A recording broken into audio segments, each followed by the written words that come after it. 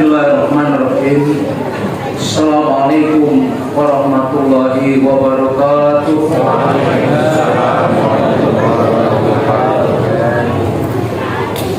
Alhamdulillahilladzi hadana li hadza wa ma kunna linahtadiya laula an hadanallah. Asyhadu an la ilaha illallah wahdahu la syarika lah. Wa asyhadu anna sayyidana Muhammadan abduhu wa rasuluhu la nabiyya ba'da. Allahumma shalli wa sallim wa barik ala nabiyyina Muhammadin wa ala alihi wa ashabihi ajma'in, amma ba'du. Qala Allah ta'ala fil Qur'anil Karim, a'udzu billahi minasy syaithanir rajim. Syahrul Ramadan allazi unzila fihil Qur'an hudan linnasi wa bayyinatin minal huda wal furqan ilaika. Hadirin jamaah salat Isya dan tarawih yang dihormati Allah, pertama-tama marilah kita panjatkan puji dan syukur kehadirat Ilahi Rabbi atas nikmat dan karunia-Nya, terutama nikmat iman dan Islam, juga nikmat kesehatan, sehingga kita dapat melaksanakan sholat Isya berjamaah dan sholat tarawih berjamaah di masjid yang kita cintai ini pada malam yang tepat bulan Ramadan 1447 Hijriah. Mudah-mudahan Allah senantiasa memberikan kesehatan kepada kita, keberkahan kepada kita, sehingga kita dapat terus-menerus melaksanakan jamaah sampai akhir bulan Ramadan. Hadirin jamaah sekalian, dalam waktu yang singkat ini saya ingin mengetengahkan satu hadis Rasulullah Sallallahu Alaihi Wasallam, di mana Rasulullah mengatakan al-jannatu musaqatun ila arba'ati nafari. Surga merindukan kepada 4 kelompok manusia. Jadi surga merindukan kepada 4 kelompok manusia. Ya, kalau selama ini kita mungkin yang rindu kepada surga, tapi ini surga yang rindu kepada 4 kelompok manusia. Apa itu ma'asyiral muslimin rahimakumullah? Yang pertama, ta'il Quran, kepada orang-orang yang senantiasa membaca Al-Quran. Jadi surga sangat rindu kepada orang-orang yang senantiasa membaca Quran, apalagi di dalam bulan Ramadan, bulan yang diturunkan Al-Quran. Syahrul Ramadan unzila fihil Quran, bulan yang diturunkan Al-Quran. Karena itu sepantasnya kita mengisi malam-malam bulan Ramadan, hari-hari bulan Ramadan, dengan banyak membaca Al-Quran. Paling tidak target kita selama bulan Ramadan 30 juz Al-Quran kita selesaikan. Ya, 30 juz Al-Quran kita selesaikan. Saya punya cucu keponakan yang umurnya baru berapa ya, kelas 5 SD, tapi alhamdulillah sudah hafal 18 juz. Ya, 18 juz dia sudah hafal. Dapat dari hafal Al-Quran, ma'asyiral muslimin, dia nggak pernah yang namanya nilai di sekolah itu 9. Berapa? 10. Jadi semuanya nilai 10, baik matematik, sejarah dan lain sebagainya, semua nilainya 10. Sehingga kepala sekolahnya ini bingung, ya, anak ini kok dari kelas 4 ya sekarang kelas 5 nilainya sudah sudah demikian hebat. Akhirnya nggak boleh sekolah lagi di situ. Jadi diserahkan kepada pendidikan Al-Quran. Cuma nanti kalau ujian silahkan dimasuk. Jadi ternyata Bapak dan Ibu sekalian, dampak dari hafal Al-Quran begitu hebat kepada anak-anak. Jadi jangan menganggap sepele, ya, jangan menganggap sepele masalah Al-Quran. Karena itu kita harus pacu anak-anak kita untuk membaca Al-Quran. Saya pernah tanya, manggil saya Uwa, kok Uwa susah banget sih ngapal Al-Quran? Nah, apa dijawab?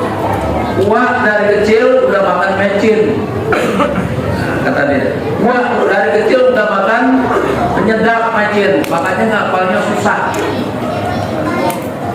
Jadi ternyata kuncinya itu Bapak dan Ibu sekalian, ya, apalagi pada anak-anak yang suka makan mie ayam, bakso, yang namanya mecinnya begitu banyak, yang akhirnya apa?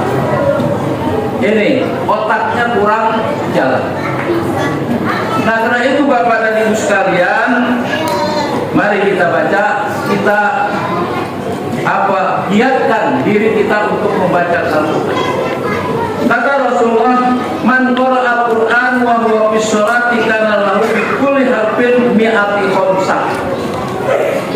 Siapa orang yang baca Al-Quran pada waktu sholat, maka nilainya sama dengan 100 kali lipat. Jadi satu huruf diganjar oleh Allah 100 kali lipat kalau kita baca di dalam sholat.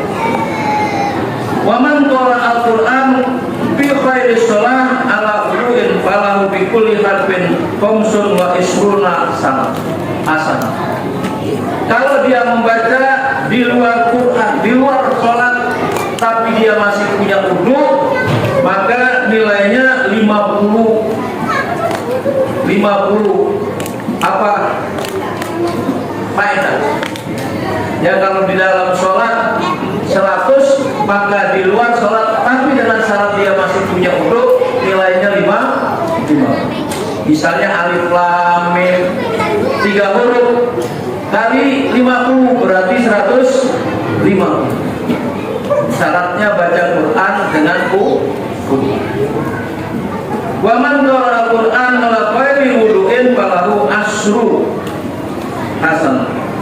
Kalau seandainya dia baca Quran di luar sholat tanpa wudu, maka nilainya 10 kebajikan. Jadi alif lam mim 30. Jadi enggak percuma Bapak dan Ibu sekalian, baik di waktu sholat maupun di luar sholat, baik kita punya wudu atau enggak punya wudu, maka kita membaca Quran punya nilai di sisi Allah Subhanahu wa ta'ala. Karena itu ma'asyiral muslimin rahimahullah, Rasulullah juga mengatakan alaika bi tilawatil Quran fa innahu nurun laka fil ardi wa zuhurun laka fis sama. Hendaklah engkau membaca Al-Quran, karena itu sungguhnya cahaya di dunia sekaligus sampai di langit. Jadi orang yang sering membaca Al-Quran, dia akan punya cahaya baik di dunia maupun di langit, surga. Ya, pada hadis yang lain Rasulullah mengatakan, Iqra'ul Quran fa innahu ya'ti yaumul qiyamah syafi'an li ashabihi. Berilah, bacalah Al-Quran, karena dia akan memberikan syafaat ya yaumul qiyamah, pada hari kiamat, syafi'an li ashabihi, memberikan syafaat, memberikan pertolongan nanti pada hari kiamat pada orang-orang yang membaca Al-Quran. Jadi kalau kita sering membaca Al-Quran, maka nanti di akhirat kita ditemani oleh Al-Quran, ya, dia menolong kita untuk masuk surganya Allah Subhanahu wa ta'ala. Dia minta kepada Allah, ya Allah, aku akan menolong si Fulan bin Fulan karena dia selalu membaca Al-Quran. Karena itu ma'asyiral muslimin rahimakumullah, marilah kita baca Al-Quran dalam menjadi salah satu syarat kita dicintai, kita dirindukan oleh surga. Yang kedua, ma'asyiral muslimin rahimakumullah, wa hafizul lisan. Orang yang dirindukan oleh Al-Quran adalah wa hafizul lisan, orang yang senantiasa menjaga lisannya. Ya, lisannya tidak akan mengucapkan hal-hal yang kotor, tidak akan mengucapkan hal-hal yang merusak hubungan kepada saudaranya, hubungan kepada tetangganya, hubungan kepada suami istri dan lain sebagainya. Ya, apalagi di dalam bulan bulan Ramadan. Kita jaga lisan kita untuk tidak berkata-kata kurang baik.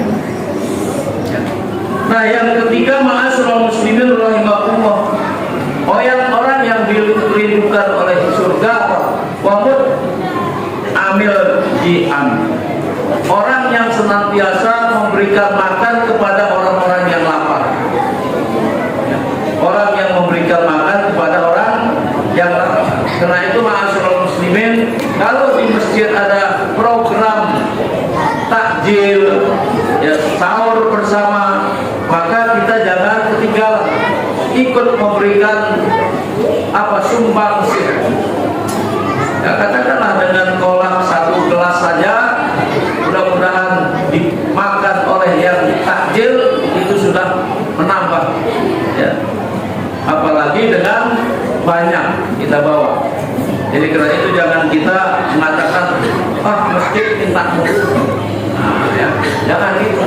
Justru kalau masjid minta untuk takjil, kita sangat berterima kasih. Karena masjid memberikan arahan, memberikan jalan kepada kita untuk dicintai oleh surga. Dan yang terakhir, Bapak dan Ibu sekalian, yang dicintai atau yang dikangenin oleh surga, washoimina fi sahri Ramadan, orang yang berpuasa pada bulan Ramadan. Orang-orang salafus saleh, ya, orang-orang yang hidup pada zaman tabi'in, dia 3 bulan menjelang puasa itu sudah menjaga-jaga kapan puasa datang. Karena itu kita disunahkan untuk kalau bulan Rajab, Sa'ban, kita harus doa Allahumma barik lana fi Rajab wa Sa'ban wa balighna Ramadan. Jadi karena itu 3 bulan sebelum datangnya, ya, 3 bulan sebelum datangnya Ramadan, para salafus saleh sangat mengharapkan bulan Ramadan datang. Dan juga bukan saja pada saat belum datang, tapi setelah perginya bulan Ramadan, dia juga menangis. Kenapa? Karena ditinggalkan oleh Ramadan, suatu bulan yang sangat baik, satu bulan yang banyak manfaat dan faedahnya di dalam kehidupan kita orang-orang mukmin. Karena tidak semua orang Islam dipanggil untuk puasa. Tidak semua orang Islam. Mana yang dipanggil Ya ayyuhalladzina amanu, orang-orang yang beriman. Tidak semua orang-orang Islam beriman. Kenapa? Karena banyak orang-orang yang ngaku Islam tapi dia tidak puasa. Ya, karena itu alhamdulillah kita masih bisa menjaga keimanan kita. Mudah-mudahan dengan puasa paling tidak, dan karena al-imanu yazidu wa yanqus, iman kadang-kadang dia bertambah dan berkurang. Paling tidak di dalam bulan puasa, selama bulan puasa, iman kita stabil, tidak berkurang. Apalagi, ya, tapi mudah-mudahan bertambah. bertambah. Jadi karena itu Bapak dan Ibu sekalian, orang-orang yang puasa bulan Ramadan, maka dialah orang yang dirindukan oleh Al-Quran. Jadi 4 manusia yang dirindukan Al-Quran, yang pertama adalah orang yang senantiasa membaca Quran. Yang kedua, orang yang senantiasa menjaga lidahnya dari perkataan-perkataan yang tidak baik. Yang ketiga, wamunajian, orang yang memberikan makan kepada orang-orang yang lapar. Dan yang ketiga, yang keempat, orang yang puasa bulan Ramadan. Mudah-mudahan kita masuk ke dalam 4 golongan yang disebutkan oleh Rasulullah menjadi yang dirindukan surga. Demikianlah masyarakat muslimin rahimahullah yang dapat saya sampaikan pada kesempatan yang berbahagia ini. Mudah-mudahan bermanfaat. Subhanakallahumma wa bihamdika asyhadu an